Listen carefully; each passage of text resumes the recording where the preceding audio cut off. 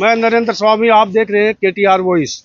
हम आज पहुंचे हैं उस गांव में जहां एक छोटा सा गांव किठाना और वहां से एक संवैधानिक के बड़े पद पर यहाँ के लाल ने जो मुकाम हासिल किया है, वहां पर हम पहुंचे हैं क्योंकि कल ही उन्होंने अपने स्वास्थ्य कारणों से एक इस्तीफे की घोषणा कर दी। तो कहीं न कहीं गांव वालों की क्या प्रतिक्रिया रहेगी वो हम जानने के लिए इस गांव में आए। किठाना गांव है, उनकी पैतृक जन्मभूमि है, यही वो चौपाल है जहां पर ये उनका बचपन बीता है।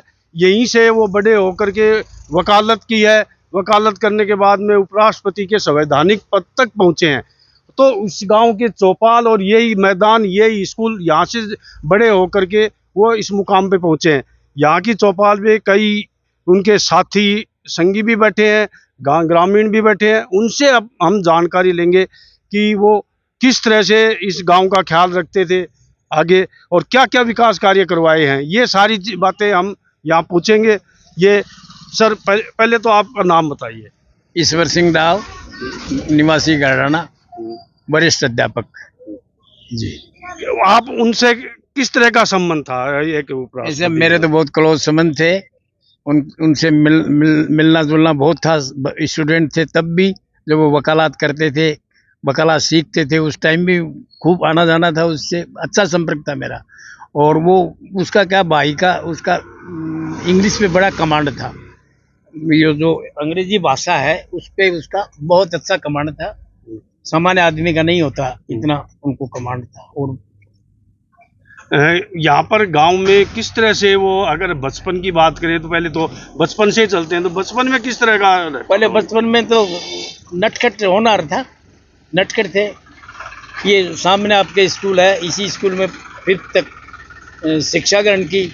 फिर 6 महीने हमारे घराने में गए, उसके बाद में उनका सिलेक्शन सैनिक स्कूल में हो गया। और फिर वहाँ पे सैनिक स्कूल से करने के बाद में राजस्थान यूनिवर्सिटी से लॉ किया उन्होंने।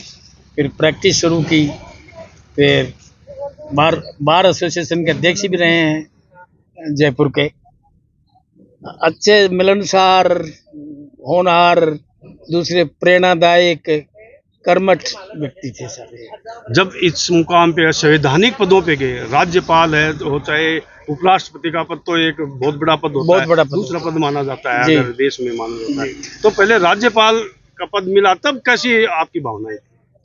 नहीं, वो बंगाल में मैडम संविधान को मानती नहीं थी, और ये संविधान के बारे में अच्छा जानते हैं, संविधान के बारे में खूब अध्ययन किया हुआ है इनका। तो इसलिए वहाँ टकराव रहता था मैडम का इनका, लेकिन वो वहाँ सफल रहे। उसके बाद में सफलता रहे, तभी तो इनको राज्यपाल से उपराष्ट्रपति बनाया।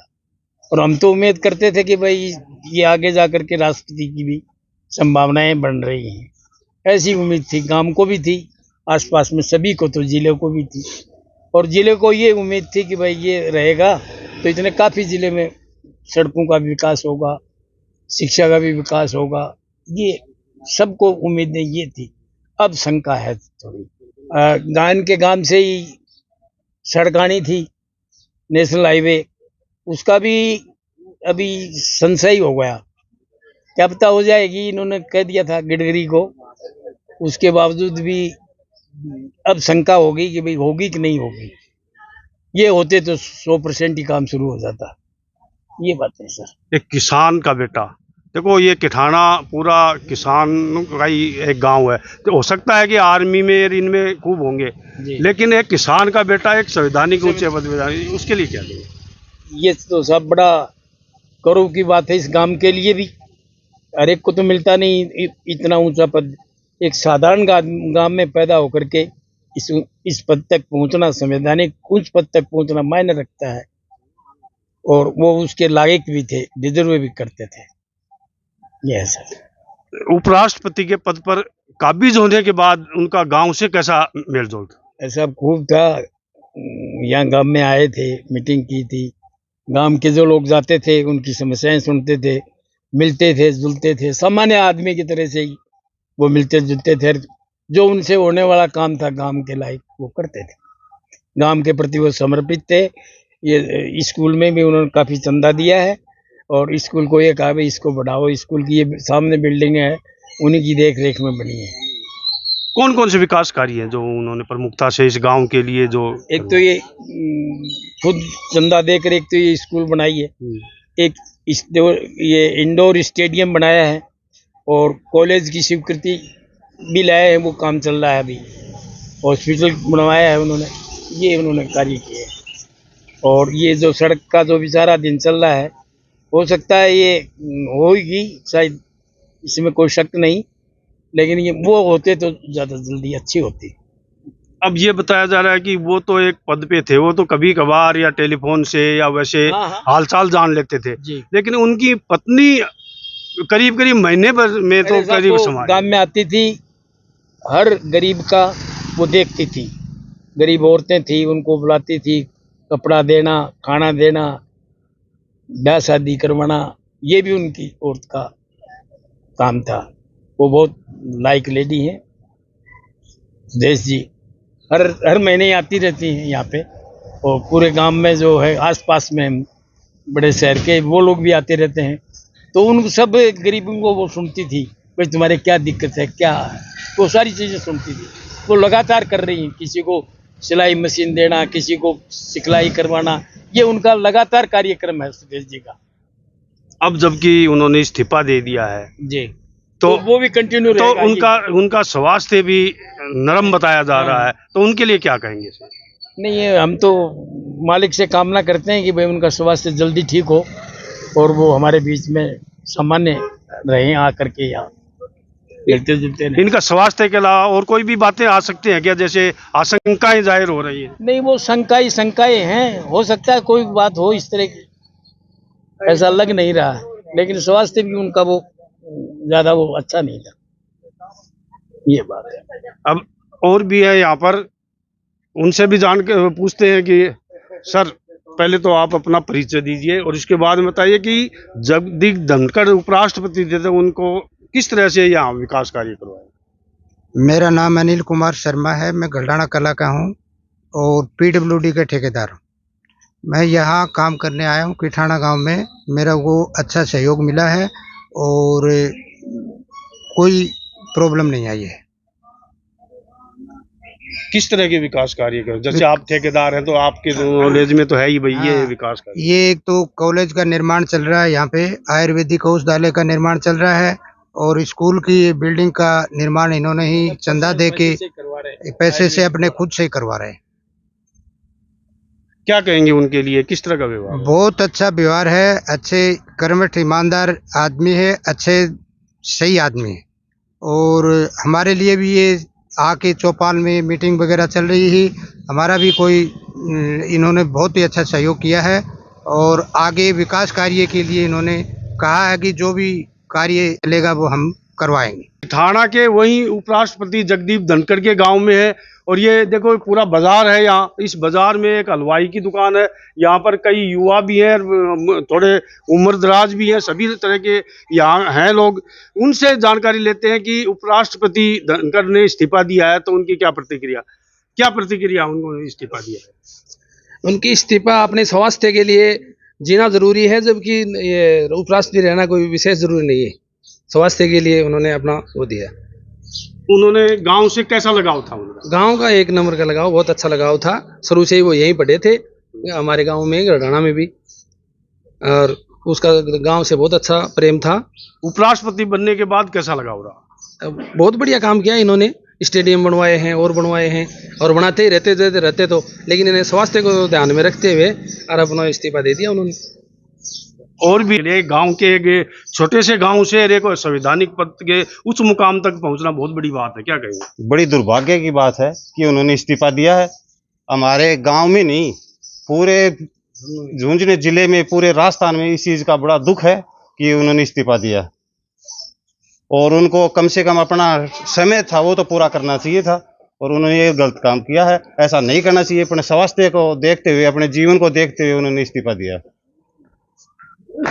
और सर जी, बात यह है कि वो गांव के लिए बहुत अच्छा आदमी है और उन्होंने बहुत काम किया, बहुत सारा काम किया गांव के लिए। वे एक बार गांव में आए थे उपराष्ट्रपति बनने के बाद में, लेकिन उनके स्वास्थ्य की तबीयत ही अगर खराब है तो उन्होंने इस्तीफा दिया, ये उनके लिए बहुत अच्छी बात होगी। पहली तो बात यह है कि पहला सुख वो पहली बात यह है कि अगर उनका स्वास्थ्य खराब है तो स्वास्थ्य को ध्यान में रखते हुए उन्हें पहला सुख निरोगी काया। अगर काया ही सुखी नहीं है तो फिर उसको क्या करेंगे वो।